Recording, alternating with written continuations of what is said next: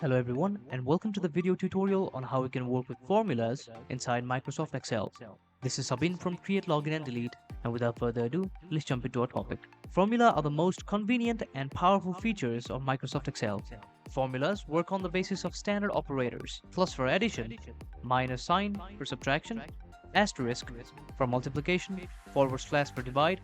So let me display the addition of these two factors in the shell. In order to use the formula, first of all, what you need to do is always enter an is equals to sign. Formula always begins with an is equals to sign. So instead of listing out the values individually, what you can do is just note the cell number and enter the cell number in order to enter the values corresponding to the cell number. Now right here in the above values, C2 is the corresponding value for 5000 plus C3 is the corresponding value for 7000. Now after you do this, you can simply click on enter. The advantage of using this method in order to add two numbers, multiply or do any operations with two numbers is that you can change the given values as shown right here. So let us change it to 3000. Then you can simply see that this value changes right here. So it helps you to customize your cells, it helps you to customize your data. Now let me show you the other example with multiplication. As I said before, formula always starts with an is equals to sign. So let's click is equals to. Now instead of writing down the cell number, what you can simply do is just click on the value right here,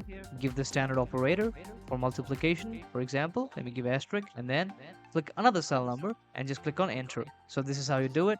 Now let me give you an example with these two values right here. So what if you want to calculate the same operation for these two values but don't want to enter the cell number or the formula again? What you can do is just simply click on the fill handle right here at the bottom right corner of the cell, right? So just click on it. Let me zoom into the fill handle. Now you can see that this right here is the fill handle, and now just simply click on it, drag on it and fill out the other cell. Right here you can see the calculation for these two values right here. That was a short tutorial on how to use formula in MS Excel. Hopefully you found this video helpful. Don't forget to like and subscribe. Thank you very much.